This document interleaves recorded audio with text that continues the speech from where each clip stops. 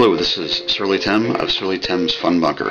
This is part 4 of my DVD Shelf 1, or Shelving Unit 1, Shelf 1. This is the continuation. This will be the final part. I've only got one little pile of movies to do yet.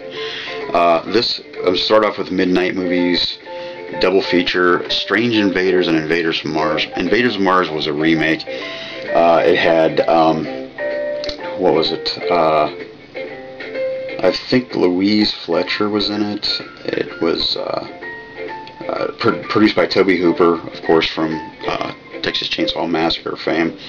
And Strange Invaders had Nancy Allen in it. Both very good films, very much B sci-fi, a lot of fun. I remember watching these when I was younger.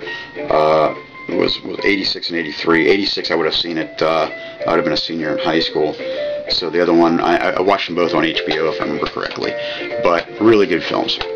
Another Midnight Movies double feature has Invasion of the Star Creatures and Invasion of the Bee-Girls. Now, Invasion of the Bee-Girls got a lot of TNA in it. Came out in 1973. Anita Ford was in it, if I remember correctly. Yes. Also, Invasion of the Star Creatures, Bob Ball and Frankie Ray. Kind of a goofy comedy, but it was fun. These two are great movies. I really suggest anything you can find on these Midnight Movies. They're just fun from beginning to end. Now, this is a Midnight Movies 1 feature on it, and that's it.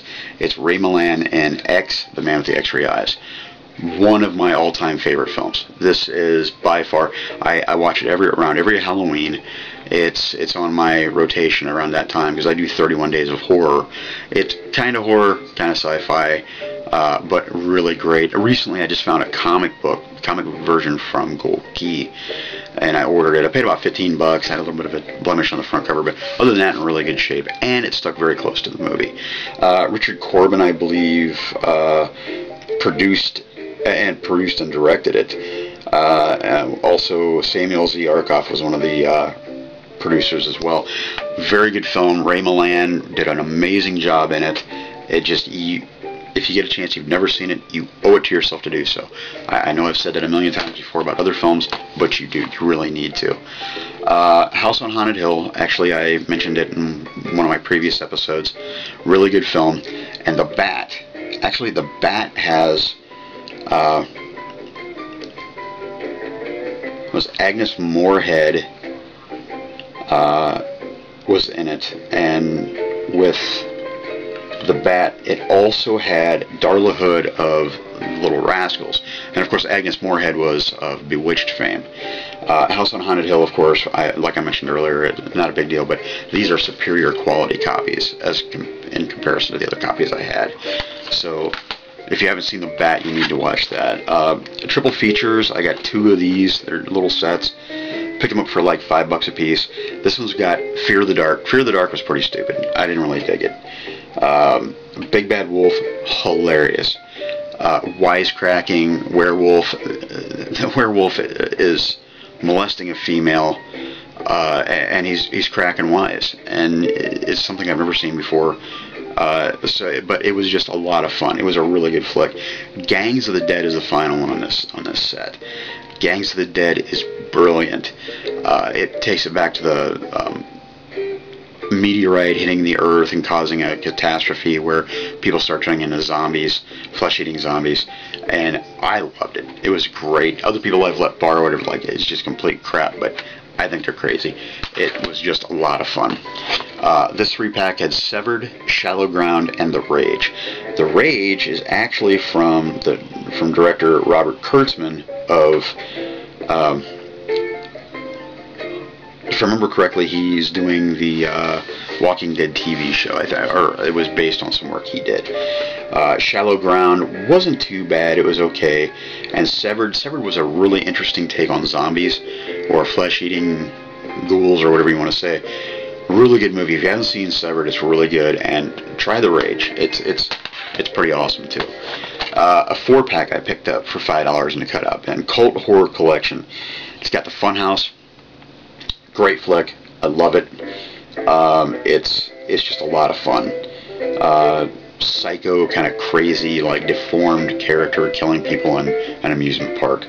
Phantasm 2 I've not watched yet. I want to watch it, but I need to watch the first one first. It's something that's just, it's one of my personal foibles.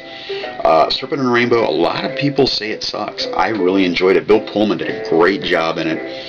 I've enjoyed it every time I've seen it, and it's been a handful of times. And here's, not that I'm disliking it, that's the name of the movie. It's got Dirk Benedict of Battlestar Galactica fame in it.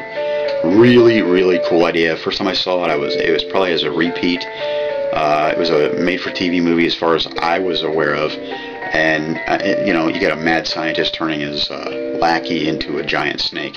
You can't go wrong with that. It's just too damn much fun. As a huge John Wayne fan, I found the John Wayne collection from Warner Brothers 4-pack. They were expendable, really good film. Operation Pacific, really good. Flying Leathernecks, personal favorite from when I was younger. Back to Bataan, also a personal favorite from when I was younger. If you really watch these films, though, they were expendable. Operation Pacific and Back to Bataan kind of all tie in together.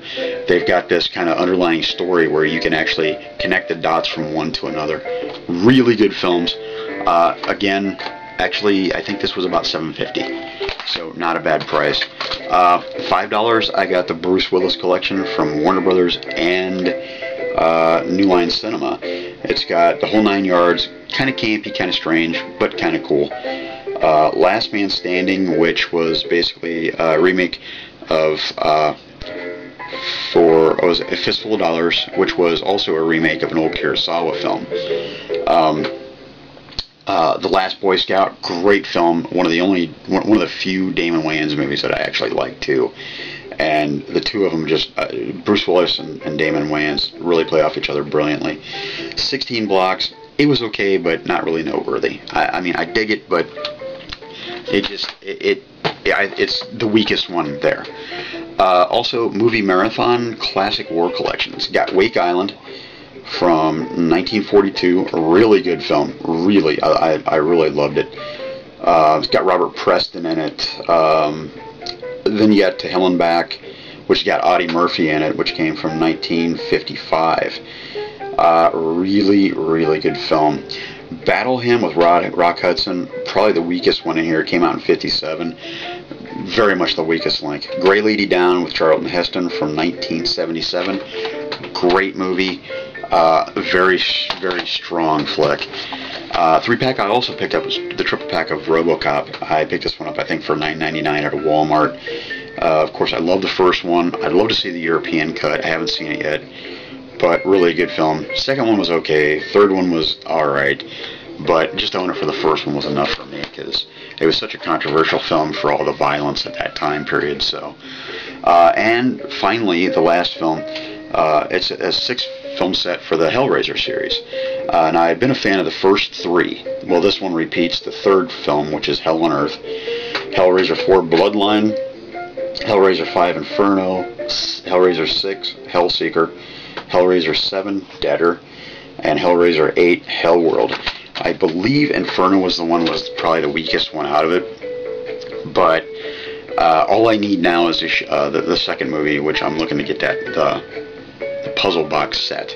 That way I'll get the first 3 and widescreen. But the rest of these movies actually were a lot of fun, and I was hesitant to see them for all those years, but I enjoyed every minute.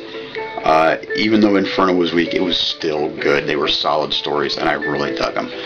But that finishes up my Shelving Unit 1, Shelf 1. So the next one I do, or the next series of ones, will be Shelf 2, and I'll go from there. Well, thanks again for watching, and I'll talk to you guys later. Bye.